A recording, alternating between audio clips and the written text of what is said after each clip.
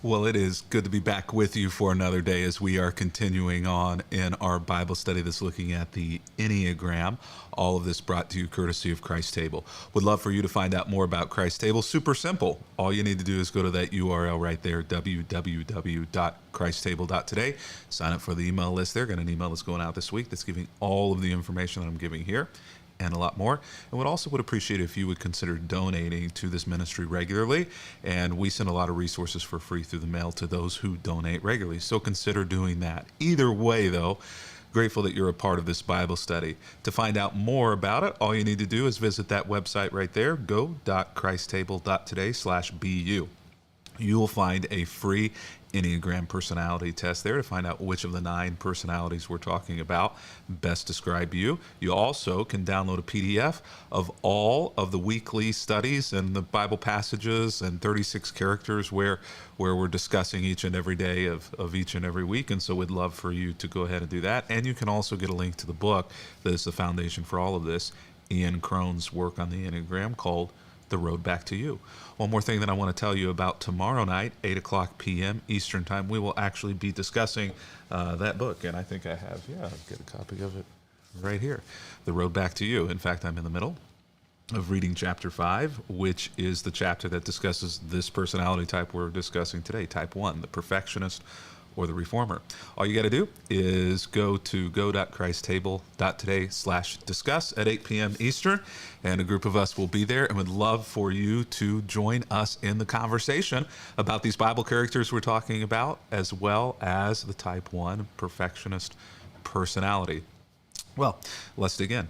When we come to today's type 1 personality, we're going to look at Martha. Martha gets a bum rap sometimes in Scripture, I think because we associate some of the personality traits of a type 1, which Martha has, as being negative personality traits. And that isn't really the case. In fact, ones have some absolutely incredible personality traits, and Martha carries those as well. I know that I can take some responsibility for having been a bit of a Pooh Bear, a Debbie Downer about Martha over the years, but I have come to actually really, truly love Martha and love many of the 1 personalities in my life as well. Why is that? Well, because 1 personalities tend to have some very key markers that make them really great people to have in your toolkit as a friend or as a coworker. Their basic desire is to be good, to be right, and to make the world a better place and a more just place. And so they are all about identifying the difference between right or wrong on any issue, on any topic, not just justice issues, but on anything, no matter how insignificant. They want to be on the right side of that topic, because they believe that makes the world a better place.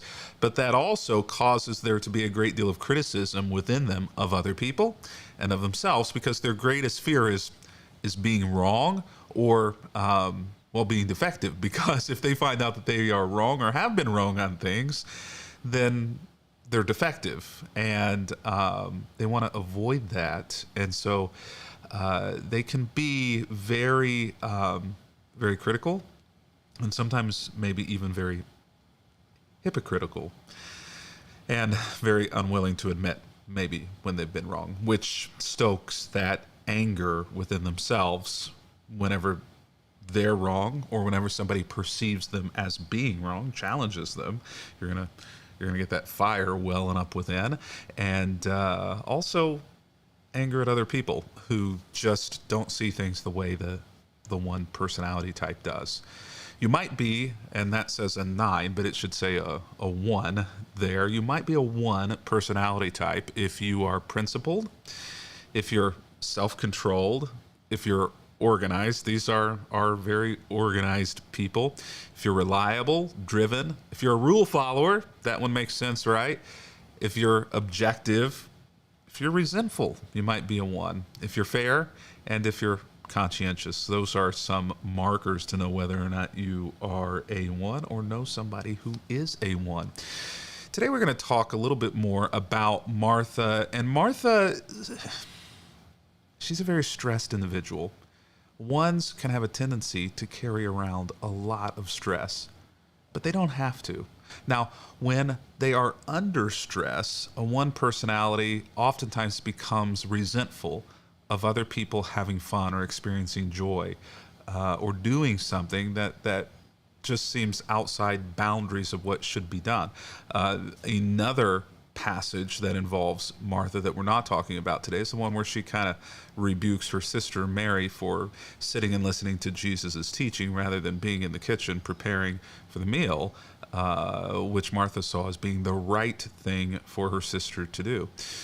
Whenever ones are stressed, they can become more sensitive to criticism, and they can also be more critical of themselves and others. And we're going to see this today in Martha, a one who is more critical of other people and how that ends up. But whenever they're secure, whenever they're in a healthy place, one personalities tend to make them more spontaneous, more self-accepting, more fun, more open to trying new things. They begin to see the world for what is good and for what is right about it. Jesus loved Martha, and Jesus loved Martha's house. In fact, he went there for a home-cooked meal, and anytime he was in Jerusalem, that's where he stayed. So I believe that that's because most of the time Martha wasn't on the shadow side, the negative side of a one personality, that her perfectionism wasn't driving her to criticism and to sensitivity and to lashing out at others. But most of the time her one personality was enjoyable, made the household spontaneous and fun. She accepted herself and others and was always trying new things and seeing the world for what was good and what was right about it. If that's where you are and you're one, congratulations, you're in a good place. Today we find Martha not in such a good place. And it's understandable because her brother is sick, as the King James would say, sick unto death. So Jesus is here. He is not in Bethany. He's several days away from Bethany, but close enough to be able probably to get there before Lazarus dies. But he says to his disciples, because he drug his feet, he delayed, our friend Lazarus, my friend, Jesus' best friend was probably Lazarus, has fallen asleep. But now I will go and I will wake him up. The disciples said, Lord, if he's sleeping, he will soon get better. They didn't understand the euphemism. They didn't understand what Jesus was saying, that he's not sleeping, but he's sleeping for a really long time. He's dead. They thought Jesus meant that Lazarus was simply sleeping, but Jesus meant that Lazarus had died. Here's the thing about a one. You will never be able to perfectly interpret the people in the world around you. You see, it's a false thought that you can be so perfect that you can fully understand God and everything in the world that's going on around you. And so this is something that we as perfectionists kind of have to learn, and that's that even on our best day, even if our skills are so finely attuned and sharpened as to be able to navigate the world and know what is right and what is wrong and what is meant and what is not meant, to perfectly see the world, no matter how good you are at that, you're never going to bat 100. You're never going to have a perfect average at that. I mean, they're having a conversation with God himself, and the communication is getting crossed. Even were God to come down directly to you and speak verbally to you, you may not fully get it. You may not perfectly understand what's being said. And so I think that this is a growth point for all of us, and it's especially a growth point for a one, to be able to admit that we are going to make mistakes in understanding, that we're not always going to be right, that no matter how we try to control and understand something, there is the potential, no matter how small that potential is still there, that we're going to read the room wrong, that we're going to misunderstand the motives of the individual, that we're going to be incorrect, that we're going to misunderstand what is meant. So Jesus tells them plainly, y'all, Lazarus is dead. And for your sakes, I'm glad I wasn't there. For now you will really believe. So come, let's go and see him. Thomas, though, nicknamed the twin, whom I love, he isn't doubting Thomas. This guy is all in, but he also says what he thinks. I can't remember if we were going to talk about him and his personality type or not. I hope so. But Thomas, nicknamed the twin, said to his disciples, let's go to and die with Jesus. Now, I have always interpreted this, and I think most of the scholars that I've looked at have always interpreted this as Jesus knew and the disciples knew that things were getting tense in and around Jerusalem for Jesus, that there was this contingent of people, the religious leaders, the power structures that were in Judaism in that time that weren't happy with Jesus and were essentially looking for a way to take him out of the picture. And so anytime that they went closer and closer to Jerusalem, there was more and more danger that Jesus was going to be arrested for some trap and put in prison, something worse. And so Thomas, let's go to and die with Jesus. Maybe he meant this seriously, like, yes, maybe he was an 8 challenger. Let's go to and die with Jesus, or maybe he meant this with sarcasm. Yeah, let's all go and let's just go and die with Jesus. When Jesus arrived at Bethany, though,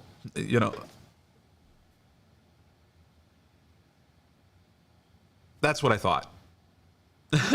that it was about the Pharisees and the Sadducees and the religious leaders. But I'm wondering now, more and more that I learn about Martha, if Thomas isn't making a hit here at Martha, because Jesus intentionally drug his feet.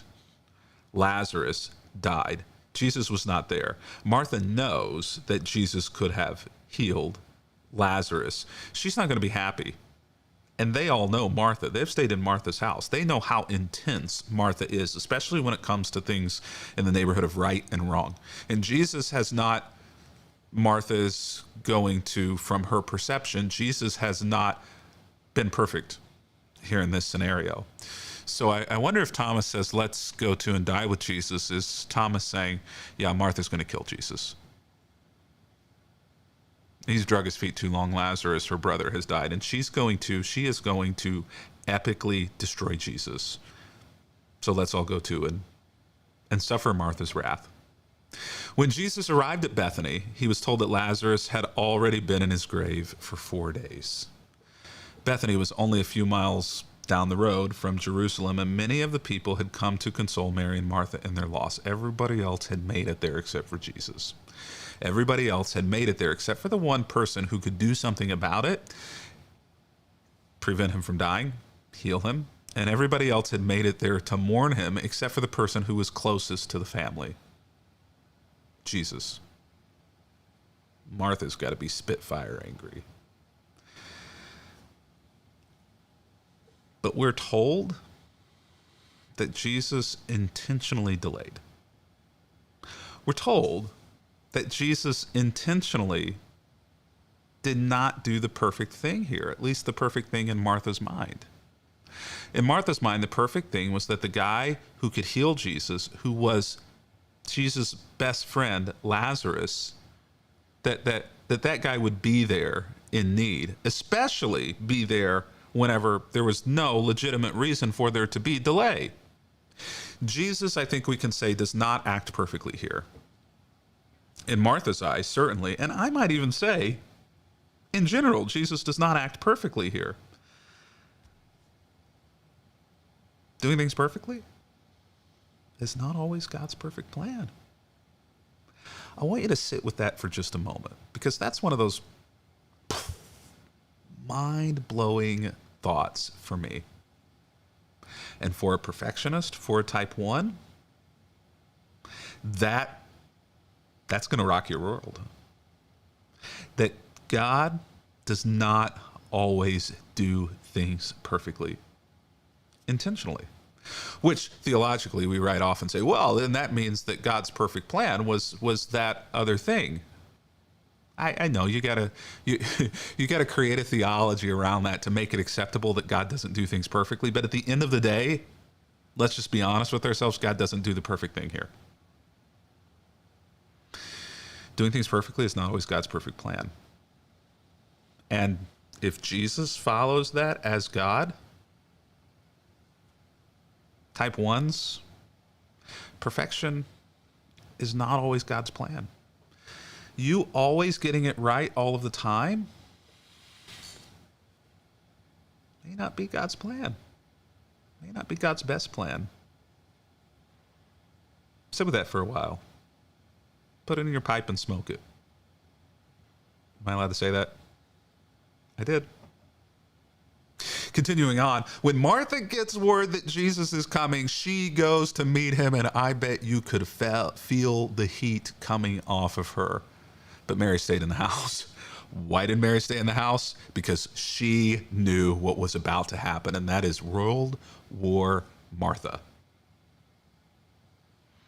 Martha was smoking. She was frustrated. She was confused. She was angry. How could Jesus do this? How could he do this to Lazarus? How could he do this to me? This is wrong. And that sense, that compass always pointing north to what in a type 1's mind is right and just and correct. Martha was right on that, and she wasn't going to let Jesus off the hook. But she didn't understand that sometimes God's compass points in other directions than your true north. She went to meet him, but Mary stays in the house. Mary, we continue to see, is the wise one. Martha says to Jesus, I wish you could feel the heat and the emotion under these words. Lord, if only you had been here. That's a 1 statement. If only you had been here, my brother would not have died. I know what was right and how this should have gone down, and it did not go down correctly. But even now, I know that God will give you whatever you ask. She's right, of course, but she's not letting go of what she knows and believes to have been the way this situation should have gone. She's being critical of Jesus, but giving him a way to fix it. This is a 1. You messed up, but you can make this right, and you better. You know, faith when things go well is easy for the immature, for children. But it's faith when things go awry that really shows maturity. Now, was Martha in a healthy place or an unhealthy place here? I don't know. Was she stressed? I imagine there was a lot of stress in Martha. But what we still see even under that stress is an active faith. Yes, that faith was built upon her perfect understanding of what was right and what was wrong. But at the end of the day, what she said was right. Whether or not God wanted to move in that direction is another thing. But at the end of the day, she's right. That God would still do whatever Jesus asked of him. That is a mature faith. That is a mature faith that's able to look at a plan that completely went awry. Her plan was that Jesus would be there, that he would heal Lazarus, that Lazarus would not die. She was able to look at a plan that in her mind was perfect, didn't happen that way. Say, this is the way it should have been, but I know that it can still be fixed by God. I know that good can still come from this. When things go well, it's easy for us, right? It's easy to have faith.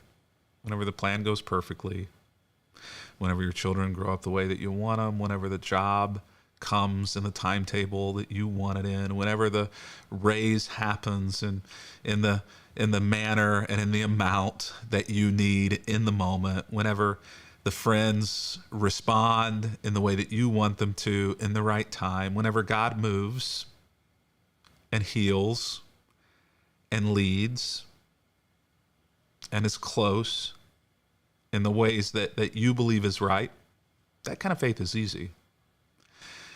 But it's faith when your plans, your perfectly laid plans, don't roll out in the way that you want them to, where it sees whether or not you really have faith in God, whether or not your faith is really mature.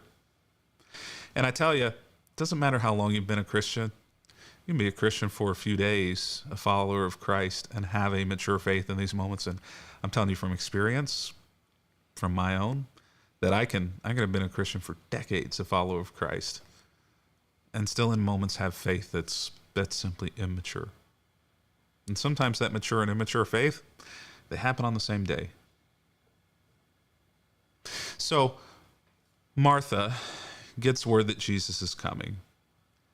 She went to meet him. Mary stays in the house. Mary says to Jesus, Lord, if you'd only been here, my brother would not have died. But even I know that God will give you whatever you ask. And Jesus tells her, your brother will rise again. It's okay, Martha. Everything's going to be okay.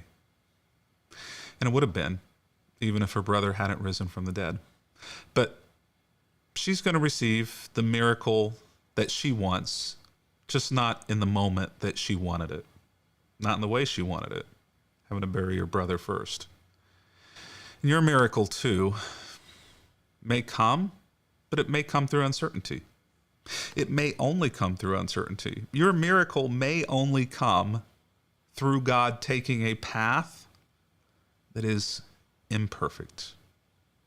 Your miracle may only come through God taking a path that in your mind is improper. Remember, you're not perfect. And God moves in imperfect ways through imperfect people to accomplish his perfect will.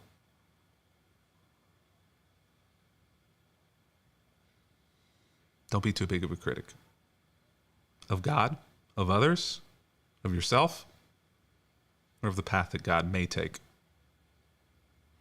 Till tomorrow, happy reading.